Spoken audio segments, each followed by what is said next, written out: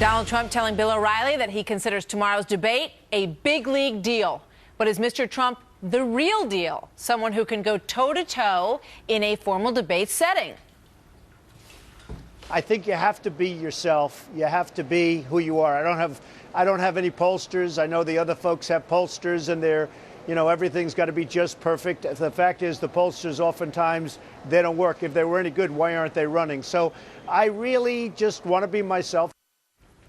He just wants to be himself. Alan Colmes is the host of The Alan Colmes Show and a Fox News contributor. Brad Blakeman is former Deputy Assistant to President George W. Bush. Gentlemen, welcome. Hi. That's probably pretty good advice for anybody who's running for office, is that, you have to be yourself. People do get overhandled, overmanaged. They try, so hard to say exactly what they memorized, and they end up coming off flat, Alan. I agree. Look, that's the appeal of Donald Trump is what you see is what you get. He is who he is. He is the full Donald, and that is what is appealing. The fact that he doesn't have pollsters, he doesn't have handlers telling him what to say, what to do. People get a sense he's speaking from the gut, and that is why he's almost bulletproof when it comes to his positions, which haven't been fully articulated, but it almost doesn't matter. People are more attracted to the fact that this is someone who is who he is, and that's very important. All right. I want to play another big chunk from this O'Reilly interview that Trump did last night. It takes a little while, but let's listen to it, and then we'll get Brad's response. You've been tough on Jeb Bush particularly. Tomorrow night, he's going to be next to you, I believe. You're going to stand next to you. Are you going to say, we don't need another Bush? What are you doing here? Get off the stage? You're going to do that? I don't know if I do that. I want to be right down the middle. I want to talk about policy. I want to talk about the wall. I want to talk about illegal immigration. I want to talk about bad trade deals. I may say that I can negotiate better than any of these folks. I did write The Art of the Deal. I built a phenomenal business, as you know. And, I have certain abilities that they do not have. But I know do you plan on singling many out of the people, Bush or Walker or any of the others? Do you plan on singling them out?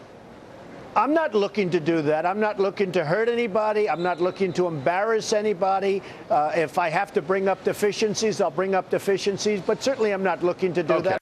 If there's a deficiency, you have to bring it up, Brad. What do you think? There's no doubt. Look, Donald Trump's been the schoolyard bully.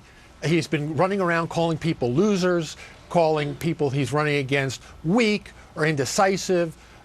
Look, Trump needs to be Trump in order to continue this ride. And if he shows up and he's not Donald Trump, when he's on the stage standing next to the people that he's called out when they weren't present, then people are going to say, is Trump the real deal? So there's a big burden on Trump being the leader, but also in the polls that by the way, he doesn't like, but he quotes polls almost nonstop.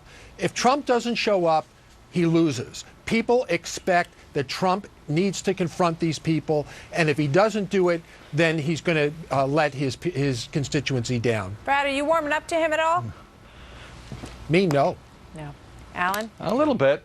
I like the naturalness of it. I like the fact that he's not the establishment, that he's not. I mean, I don't agree with him on policy. The problem is with his policy is he'll say stuff like, I'm going to build a wall, like he told Bill O'Reilly. I'll build a great wall. But he doesn't talk, and Mexico will pay for it. He doesn't talk about how Mexico would pay for it. He said he would deport every undocumented immigrant. Doesn't say how he would do that. He's got to, at some point, get more specific. Yeah, I mean, that's the rap against him, is that he, when pressed on some of these, he doesn't give you his specific answers for how he would do it. I think he's going to have a couple of those ready to dispel that notion. Exactly. And he just, at some point, I mean, he says he wants to talk policy. He's got these broad ideas about the way things should be, but not exactly how he would implement them. Just saying, I'm a great negotiator, I'll get it done, is not enough. All right, move on for just a moment that we have left here. Brad, who do you look to stand out, whether it's in the 5 p.m. or the 9 o'clock tomorrow? Who's going to be the person that we're talking about on Friday morning? Well, in the prior debate at 5 o'clock, look, these folks have an excellent opportunity to move up. And all they need to do is define themselves and have a breakout moment that'll get them to the next tier. Now, as far as the 9 o'clock debate goes, if I'm watching the debate, I'm looking for John Kasich. John Kasich is a hometown favorite. He's a successful governor of a must-win state of Ohio.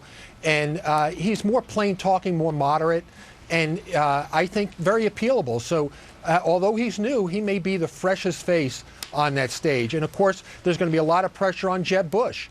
Whether Jeb Bush is going to be able to have a breakout moment himself and start getting above the Trump surge is also another thing that I think everybody's going to be watching. Right. Is Jeb Bush going to be able to define himself tomorrow night? Right. Yeah, tomorrow night. All right, thanks, guys. Alan, I'll give you more time when we do the Democratic debate. So we got a little short trip. All right, there. we were Sorry. on. Thank you. Sorry, pal. Good All right. stuff. Interesting, right?